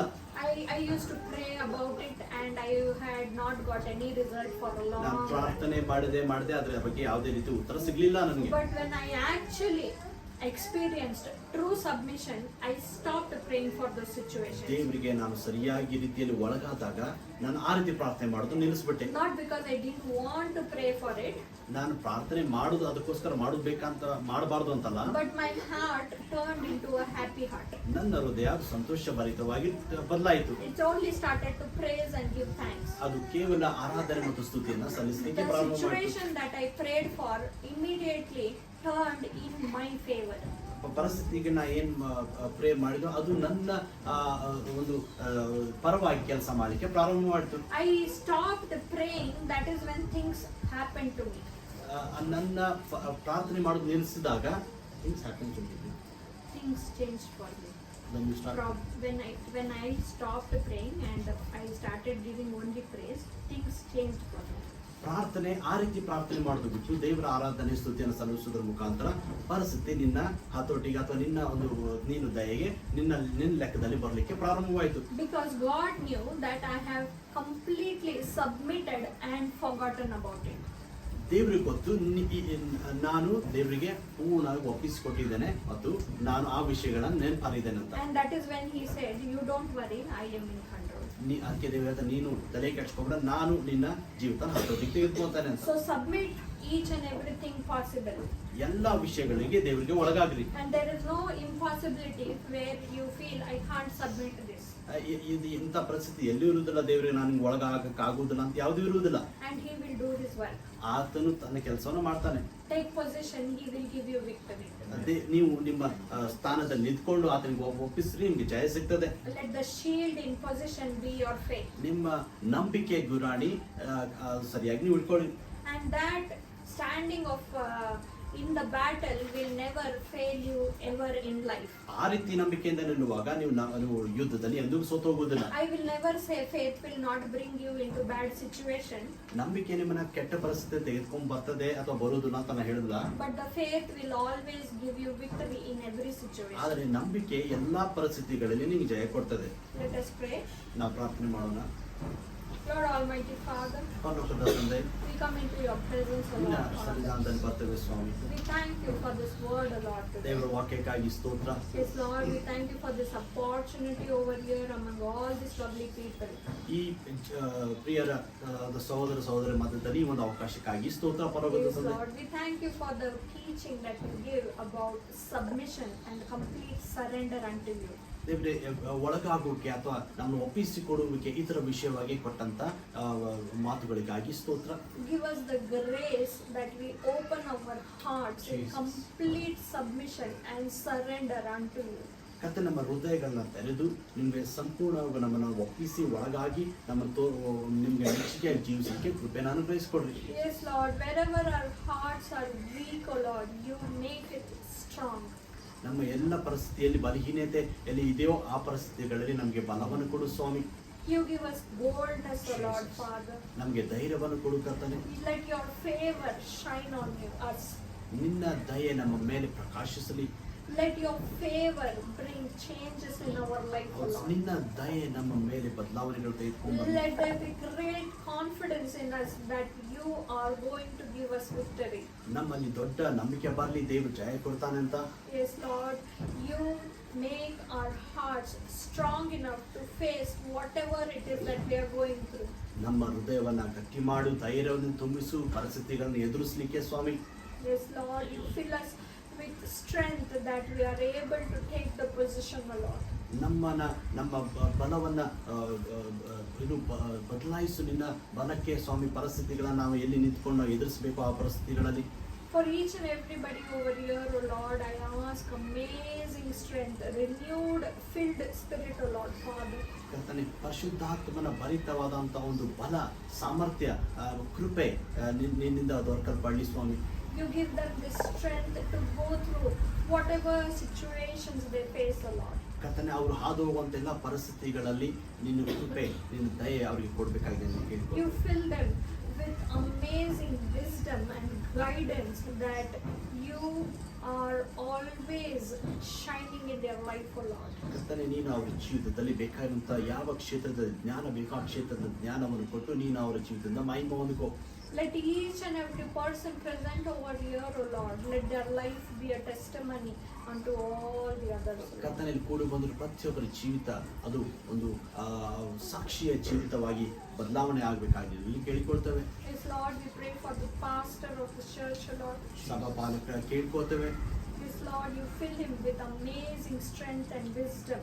ನಿನ್ನ ಬಲ ಸಾಮರ್ಥ್ಯದಿಂದ ಜ್ಞಾನದಿಂದ ಅವರು ತುಂಬಿಸಬೇಕು May ಕೇಳಿಕೊಳ್ತೇವೆ. the coming days his ministry be such amazing that it is a testimony to each and every person around. ಬರುವಂತ ದಿನಮಾನಗಳಲ್ಲಿ ಉತ್ತಮ ಸಾಕ್ಷಿ ಮತ್ತು ಉತ್ತಮವಾದ ದೇವರ ನಾಮ ಮಹಿಮೆ ಪಡಿಸುವಂತ You fill him with great anointing and strength that he is able to minister each and every person that he comes across. ಕರ್ತನೆ ಅವರನ್ನು ಅಭಿಷೇಕ ಬಲದಿಂದ ತುಂಬಿಸು ಬರುವಂತ ಅವರು ಸಂಧಿಸುವ ಪ್ರತಿಯೊಬ್ಬ ವ್ಯಕ್ತಿಗಳಿಗೆ ಅವರು ಸೇವೆ ಸಲ್ಲಿಸಲಿಕ್ಕೆ Let his ministry be more comforting to more and more people, O Lord. ಬಹಳ ಜನರಿಗೆ ಆದರಣೆ ಮತ್ತು ವಿಶ್ವಾಸವನ್ನು ತೆಗೆದುಕೊಂಡು ಬರುವಂತ ಸೇವೆ ಅವರದಾಗಿರಬೇಕಾಗಿದೆ Yes, ಕೇಳಿಕೊಳ್ತೇವೆ. Lord, in these days where they don't have a place of their own to worship and sit and pray, O Lord, ಈ ದಿನಮಾನಗಳಲ್ಲಿ ಅವರಿಗೆ ಸ್ಥಳದ ಅಭಾವ ಇರದ ಕಾರಣದಿಂದ ಕರ್ತನೆ we ask for your grace in the coming days. You give them a place, O Lord, where they are able to sing, worship, and praise you in an open heart condition, O Lord. ಬರುವಂತ ದಿನಮಾನಗಳಲ್ಲಿ ಉತ್ತಮವಾದಂತ ಒಂದು ಸ್ಥಳವನ್ನ ನೀನು ಅವ್ರಿಗೆ ಏರ್ಪಡಿಸಿ ನಿನ್ನನ್ನು ಕೊಂಡಾಡಿ ಮಹಿಮೆ ಪಡಿಸೋದಕ್ಕೆ ಅವರಿಗೆ ಸಹಾಯ ಮಾಡು. Bring things in accord for them, O Lord, that they are able to worship you in this new place, O Lord, Father. ಕರ್ತನೆ ಅವರ ಈ ಒಂದು ಸ್ಥಳದಲ್ಲಿ ಅವರನ್ನ ಉತ್ತಮವಾಗಿ ನಿನ್ನನ್ನು ಆರಾಧಿಸಲಿಕ್ಕೆ ಹೆಚ್ಚು ಕೃಪೆಯನ್ನು ಕೊಡು ಸ್ವಾಮಿ. Let he reach more and more people. ಅವರು ಇನ್ನೂ ಹೆಚ್ಚು ಜನರ ಸಂಧಿಸುವುದಕ್ಕೆ Let him bring more people to the kingdom, O Lord. ದೇವರ ರಾಜ್ಯಕ್ಕೆ ಹೆಚ್ಚು ಜನರ ಅವರು ತೆಗೆದುಕೊಂಡು ಸಹಾಯ ಮಾಡು. We pray for this house, O Lord, where we are gathered today. ಈ ಮನೆಗಾಗಿ ನಾವು ಪ್ರಾರ್ಥಿಸ್ತೇವೆ, ಅಲ್ಲಿ ಕೂಡಿ ಬಂದಿದ್ದೇವೆ ಅಲ್ಲಿ. We thank you for this house, O ಈ Lord. ಮನೆಗಾಗಿ ಸ್ತೋತ್ರ ಕರ್ತನೆ. We thank you for the members of this ಈ house, O ಮನೆಗೆ Lord. ಜನರಿಗಾಗಿ ಸ್ತೋತ್ರ. Let your grace, blessing always shine on this ನಿನ್ನ house, O ಕೃಪೆ ನಿನ್ನ Lord. ಆಶೀರ್ವಾದ ಇವರ ಜೀವಿತದಲ್ಲಿ ಯಾವಾಗಲೂ ಪ್ರಕಾಶಿಸಲಿ. Let this house be a house which is positioned highly in front of everyone, O Lord. ಕರ್ತನೆ ಎಲ್ಲರ ಮುಂದೆ ಇದು ಎದ್ದು ನಿಲ್ಲುವಂತ ಕುಟುಂಬ ಮನೆಯಾಗಿ ಇದು ಪರಿವರ್ತನವಾಗಲಿ ಸ್ವಾಮಿ. Let there be changes in the family, ಕರ್ತನೆ ಈ ಕುಟುಂಬದಲ್ಲಿ ಬದಲಾವಣೆಗಳಾಗಲಿ. the changes which will tell it is you, O Lord. ಈ ಬದಲಾವಣೆ ಅದು ಕೇವಲ ನಿನ್ನೆ ಅಂತ ತೋರ್ಪಡಿಸುವಂತ ಬದಲಾವಣೆಗಳಾಗಲಿ. Let great opportunities and blessing come in this house, O Lord. Father. ಆಶೀರ್ವಾದ ಕೃಪೆ ಸಹಾಯಗಳು ಈ ಮನೆಗೆ ಬರಲಿ. We thank you for each and everything that you do in our lives, O Lord. ಈ ನಮ್ಮ ಜೀವಿತದಲ್ಲಿ ಮಾಡುವಂತ ಎಲ್ಲ ಕೃಪೆಗಳಿಗಾಗಿ ಸಹಾಯಗಳಿಗಾಗಿ ಸ್ತೋತ್ರ. In Jesus' name we pray, O Lord. ಯೇಸುವಿನ Amen. ಪರಿಶುದ್ಧ ನಾಮದಲ್ಲಿ ಬೇಡ್ಕೊತ ತಂದೆ amen. Amen. Thank you, everyone. I thank Pastor for this opportunity. It's a great honor to reach out and praise God among you. Thank you. ನಿಮ್ಮನ್ನೆಲ್ಲ ವಂದಿಸ್ತಾನೆ, ಪಾಸ್ಟರ್ಗೆ ಕೂಡ ನಾನು ವಂದನೆ ಹೇಳ್ತಾನೆ. ನೀವು ಎಲ್ಲ ಒಂದು ಉತ್ತಮವಾದ ಅವಕಾಶ ಕೊಟ್ಟಿದ್ದಕ್ಕಾಗಿ ದೇವರಿಗೆ ಸ್ತೋತ್ರ.